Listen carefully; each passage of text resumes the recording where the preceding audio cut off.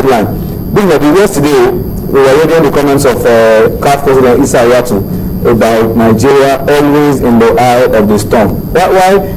This is, on the more serious note now, this is taking some embarrassing proportions. Yeah. Because we are going to put every day. I don't know whether you see it that way as well. I think what Issa Hayatu stated the effect is that what could have happened on Saturday would have been a total embarrassment to African football. When we get that been stopped from playing? Yes. The Super Falcons? Yes. If we have been stopped from playing, that would have been an embarrassment first to the African football, then to Nigeria as a nation. Because the person is expecting the Falcons to go and win. Only if CAF has done the right way, and if I have been able to play the usual policies and say, okay, let Cameroon win this for the first time in the aspect of Nigeria. That's what I've been doing. Cameroon the aspect of Nigeria. It's possible. It's possible.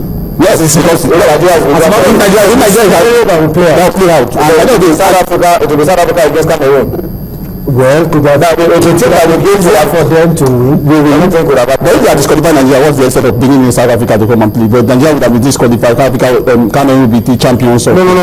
They will disqualify Nigeria. The team that will go to the finals will go and play. Whether it happens or whatever. But thank God it didn't happen. That would have been an embarrassment to African football, an embarrassment to Nigeria as a nation, because the president is expecting these days to go there and win, and only to get a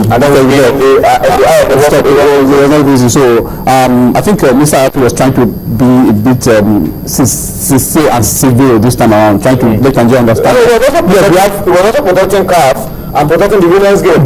Yes, because it happened. Because if it happened, that would have been a shame for Africa. Anyway, let me stay with you, Dumedi. FIFA has written a new letter.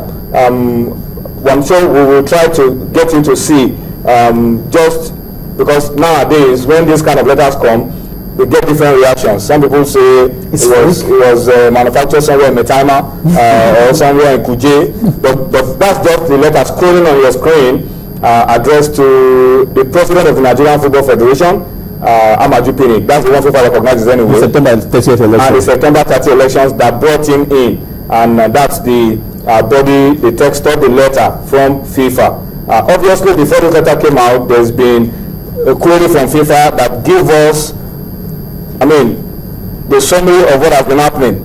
Because clearly from the tone of that letter, you see that FIFA is responding to an earlier letter from the NFF that has detailed all that has happened. Because Hayatu told us that Monday something could happen. And so maybe the NFF quickly put a letter across to FIFA that things are under control and we'll be able to sort ourselves out. But what are the highlights? What are the highlights of this letter? Because clearly we can't read through this letter. It's going to take a long time. This is an official letter, and of course some of the terminology there some people don't understand because it's a public domain. It's everywhere. It's online. The way it was written, they're referring to letters they've written in the past. They may refer to letters they've written in the past. Yeah, and one letter is signed by Jerome Valker, the Secretary General of FIFA. I don't know whether anybody will say this signature was manufactured in Metima or no. I don't know. No, but the fact of the case is that this is the letter that has come from FIFA. If you don't agree, you can write to them back. You can write to them and say, is this letter authentic or not? So the guy will give you feedback. So I think from the whole letter, because we have the highlight of the letter, you already mentioned the fact that we'll be giving Friday deadline, and like the fact that they really use Swiss time. They use Nigerian time. So I don't confuse anybody. So I don't want to be thinking that let's do plus 1 hour, minus 1 hour. So they gave the time, the deadline for 31st October, for the last working day of the week, the last day of October.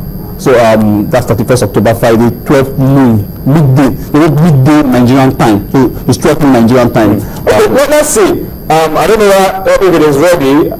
See the highlights of the letter, because Dumedi Okonta has gone through this letter, immediately got it, and has tried to pick out the key points in case you want to follow what FIFA has told us to do, the directions of FIFA, the directives of FIFA. You want to follow. Dumedi has been able to produce the highlights for us of some of the issues that FIFA raised in that letter, and that's it on your screen, the highlights of FIFA's letter, latest letter to Nigeria, and that's the first one, the deadline of Friday, October 31, 12 noon Nigeria time, resolve all court matters. FIFA ordered that court case be withdrawn, and the board that was elected on the 30th of September in Warri should carry out its activities without hindrance. FIFA will refer the case to its emergency committee. I'm always scared of this emergency committee because that's the most powerful committee in FIFA. It is made up of Sepp Blatter as the chairman and the presidents of the confederations of FIFA as members. So it's not a committee that you toy with. They are. Ayato is a member of that committee. Ayato is a member of the committee. Platini. I mean, all those heads, all those heavy men, all those heavy guys. I mean, they are the ones in charge. So it will be referred to them for implementation of the suspension if these directives are not met. Directives of FIFA are not met. And any more highlights? Yeah, there's one. One more. If we don't comply with that deadline, we don't able to meet that deadline. FIFA, the matter we brought before any FIFA bodies at their next Congress between the 28th and 29th of May 20. That's next year. It means that if that is not if we are not able to comply with this directive by maybe 12:01, I don't know, by 12 noon, by 12 noon, by 12:01, then if they come up with whatever decision they want to take, it's going to be lengthy one from henceforth. It's going to be lengthy one because there's no need for a short of provision. How long is this? From January to May 6 months. November is 7, January 8. So that's a 7-8 months ban. 8 month ban, and of course it's quite a long time for a national team like Nigeria who wants to play every CAF FIFA organized competition, even CAF organized club competitions. We want to be part of every tournament, and the Super Falcons are getting ready. Apart from that, you also highlighted it yesterday. 7 months, 8 months ban. It's not just that length that the damage will be. These girls that we're celebrating now will also not be able to participate at the FIFA Women's World Cup. Under 17, defending champions at the world stage will be out of the African qualifiers. Under 20, the same. Super Eagles, no Nations Cup. And then if the qualifiers to the World Cup or the next Nations Cup has begun, they won't be a part of it and automatically they are out. Then clubs won't be able to participate. There's also the referees, coaches, unquantifiable social, I don't want to call it disaster now, but the effect that's going to have. Football is part of our life in Nigeria. We all love football. Football is part of our life. Why are we allowing things like this happen? Yeah, it's just it's an embarrassing trend. Yeah, it's just some mischievous individuals that I don't want to dignify by mentioning their names because it has gotten to a point where it's clear to you those who really love Nigerian football. I'm not going to sit here and say some people are saints. Saints and sinners are mixed together. But when you draw a line and look at what these steps they were taking, where will this lead us to? And at the end of the day, I have to conclude that if some of these people have their way, FIFA will ban us. FIFA bans us. I mean, by the time they have their Congress or whatever, anyway, we now sit on the issue and we're likely going to get a stiffer punishment if we have not sorted out, and it doesn't look like. But people say we are too important to FIFA and CAF to be banned. I don't agree.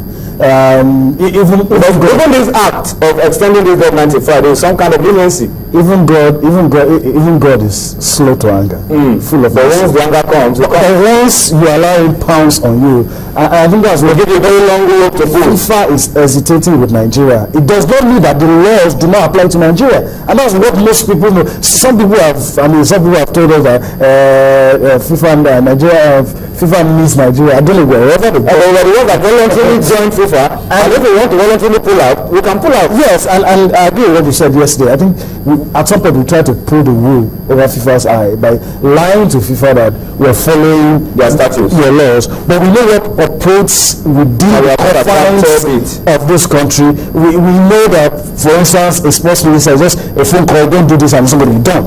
That is what operates, whether good or bad. And of course, some people will argue that whoever the money, they bring the money. So you understand. So you have the balance, two parallel lines that cannot meet. And the good thing in all of this, in my opinion, is that if we can sort it out, whether we'll go, follow the FIFA laws full scale, or we let FIFA know. I'm sure they might pretend that let FIFA know that look, this is what operates here, and maybe I don't know, but I don't expect them to bend their rules for us in any way. But a word of advice for those who are in administration is not to get to a point where they can't source for fund by themselves, because in the heart of the matter is the money that comes from the government. And also I would also like the government to take a stand.